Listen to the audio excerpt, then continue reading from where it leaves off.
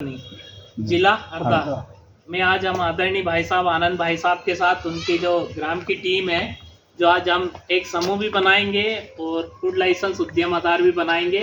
और हमारे मार्गदर्शक के रूप में हमारे साथ आदरणीय जैन साहब उपस्थित हैं, जिन्होंने कल 15 नवंकुर समितियों को भी चयनित किया है। तो हम ये जीवाणुओं का महत्व समझेंगे कि जीवाणु हमारे जीवन में, कृषि में कैसे उपयोगी। तो जब हम ये देख रहे हैं नैनो फसल रक्षक भाई साहब, इसका नाम ही हमने रखा है नैनो फसल रक्षक। इसके अंदर जैसे कहते हैं कि खेत में डाला ट्राइकोडर्मा तो फिर किसान को काइकोडर्मा। तो इसके अंदर ट्राइकोडर्मा की 2 प्रजाति है, ट्राइकोडर्मा वीडी और ट्राइकोडर्मा हर्जेनी। ट्राइकोडर्मा वीडी 40 डिग्री टेम्परेचर तक हमारे खेतों में कार्य करता है। इतनी भी हानिकारक फंगस हो उनको खत्म कर देता है। 40 डिग्री से ऊपर टेम्परेचर जब जाता है 45 डिग्री तक, तो ट्राइकोडर्मा हर्जेनियम वैकल्पिक तौर पर काम करता है। और इसके बाद में इसमें बेसिलस सबटिलिस जो और हानिकारक फंगस है उनको खत्म करता है। सुडोमोनास जो कवक जनित जितनी भी बीमारियां उनको खत्म, यानी हमारे खेत के सारे पोषण के लिए ये रहते हैं। उसके बाद में आता है बवेरिया बेसियाना, वर्टिसिलियम लेकानी और मेटाराइजम एनिसिप्लाई। ये दीमक वर्ग और जो भी कीड़े लगते हैं उनके लिए ये कैप्सूल हमारे खेत में रामबाण काम करते हैं। इनका उपयोग हम 5 लीटर, 10 लीटर, 15 लीटर कल्चर के रूप में हमारे खेत में स्प्रे कर सकते हैं। किसी भी केमिकल के साथ भी डाल सकते हैं, जैविक के साथ भी। सिर्फ जो भी सीन होते हैं उनके साथ नहीं डालना है, जैसे विलेडामाइसिन, एक्टिमाइसिन, ये सीन से ख़त्म हो जाते हैं। बाकी हम किसी भी फसल में डाल सकते हैं इनका। तो ये जो कैप्सूल है ये हमारे साथी तोड़कर इसमें डालेंगे। ये 3 कैप्सूल है और इनको बनाने के लिए हमको 2 किलो गुड़ और 2 लीटर छाछ चाहिए। किसी भी तरह का छाछ है तो गुड़ और छाछ ही इन कैप्सूल का भोजन है।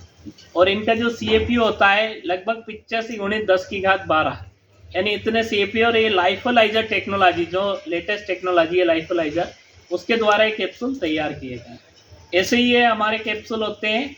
इनके अंदर 9 कैप्सूल है, वो 12 तरह की कॉलोनी है। जैसे नाइट्रोजन के 4 जीवाणु होते हैं, यानी गेहूं के लिए अलग, धान के लिए अलग, गन्ने के लिए अलग और हमारे सोयाबीन, चने के लिए अलग।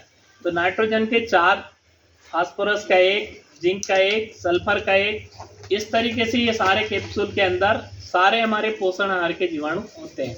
जब हमारे खेत में हम यूरिया, DAP कुछ भी चीज़ें डालते हैं, जो बच जाता है तो उनको ये कैप्सूल खाद के रूप में ला कर देगा।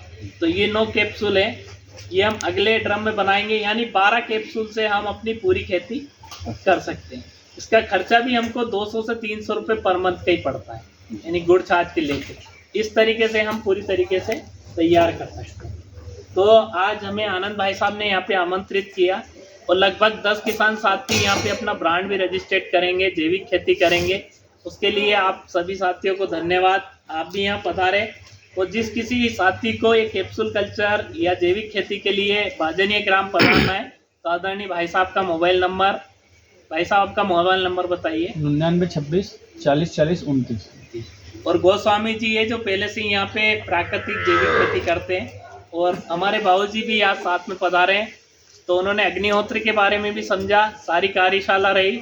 आप सभी को बहुत बहुत धन्यवाद। जय गौ माता। जय गौ माता।